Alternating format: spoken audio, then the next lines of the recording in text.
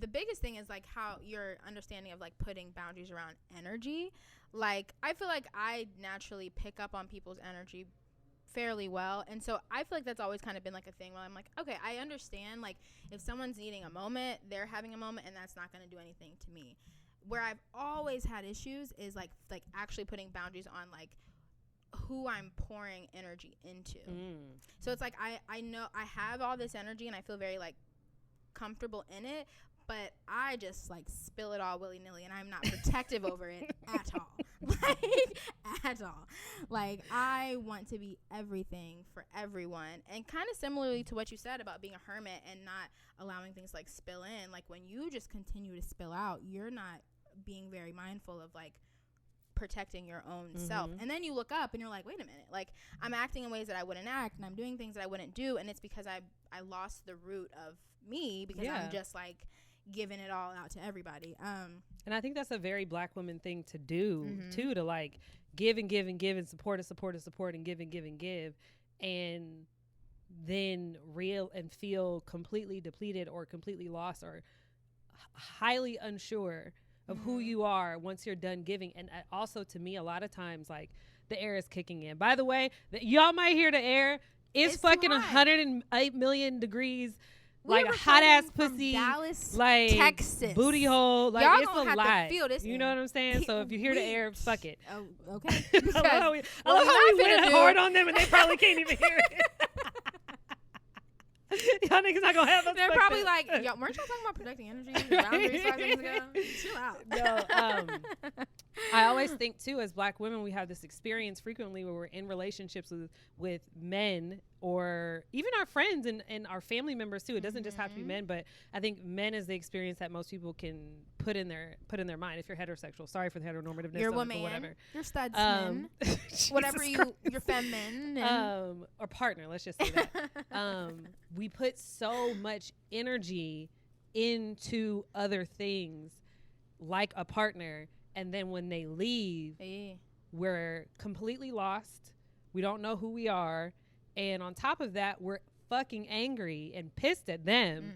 In reality, you have been choosing to pour that energy into someone else who has shown you flags the entire fucking time. And not to say people aren't wrong for using you, or especially when you have like instances of manipulation and things of that nature, but it is the space to say become more boundaried, because then you actually are becoming more aware of how you're giving your energy and the quantity, because we just give it and we don't even know that is energy.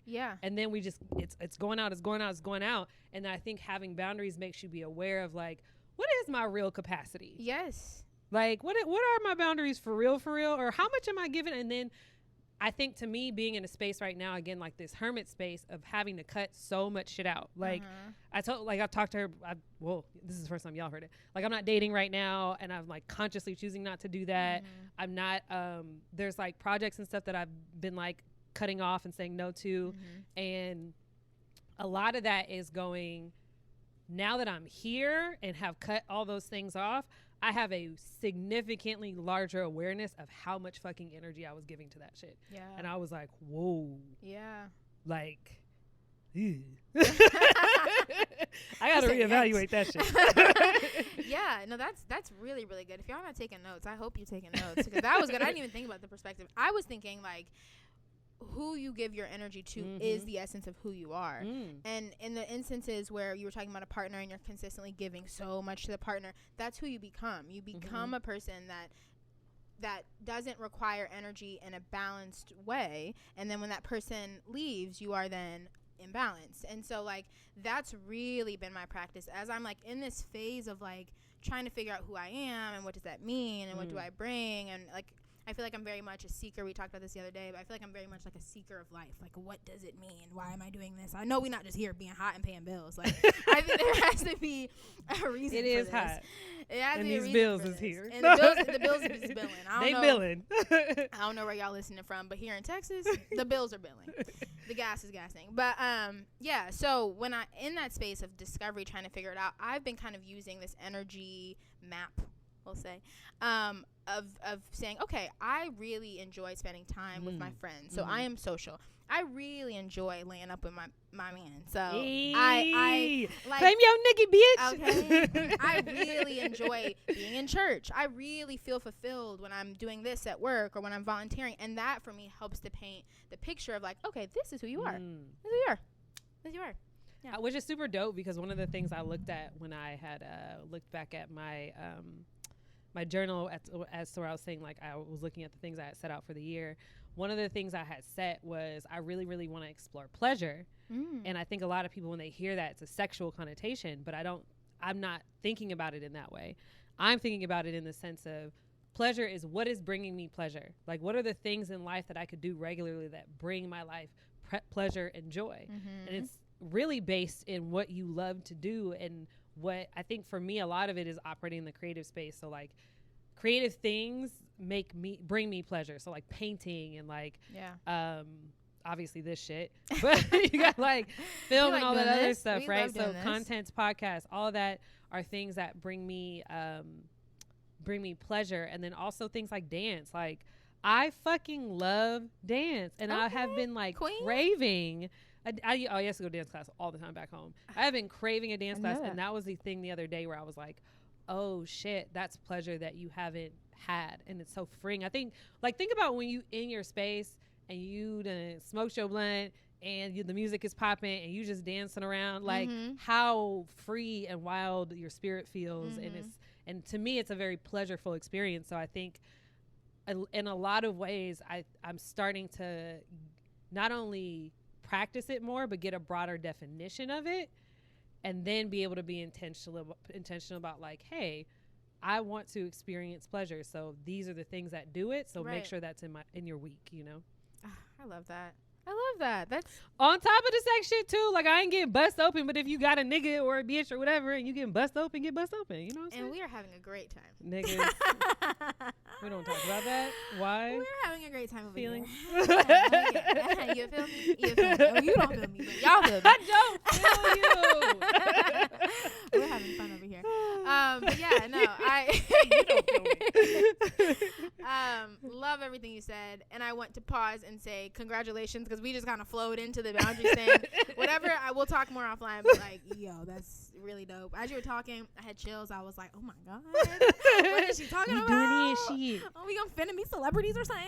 Like, first of all, I didn't say you was part of anything. No, we will be meeting celebrities. Are you kidding? You know you coming around, ho. I'm finna be there. Like, I have the coffee.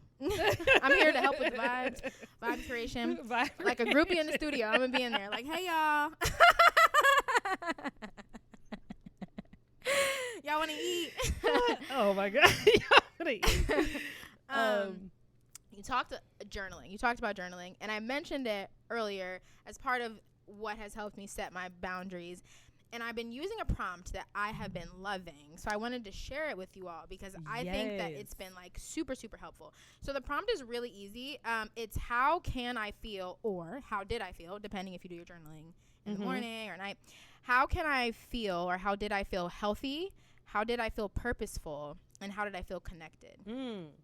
I loved these, because I think it did a really good job of hitting the kind of three main things about like you, not just like what was fun today, what was pretty today, like, because that's what I used to do, and like I felt like it was like stupid. Like I was like, I don't know what was pretty, like but like having to think like, how did I feel healthy? And what I've realized this week is that I feel healthy not just by going to the gym, but like going for a walk, or like taking the stairs, or eating a salad, or drinking some water. Like I don't do that enough. And so like it helps you kind of align yourself in who you are.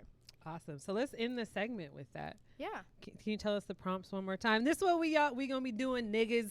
We gonna be talking about life and the shit that we're going through, and being very accountable. Not all the time. We're we also gonna talk about the moments that we toxic as fuck. Exactly. You know what I'm saying? We're not perfect. And so we hope that y'all can like feel us in that. And like, we're not perfect. We're seekers. We're just trying to figure it out. We're just trying to like get to the answer. Absolutely.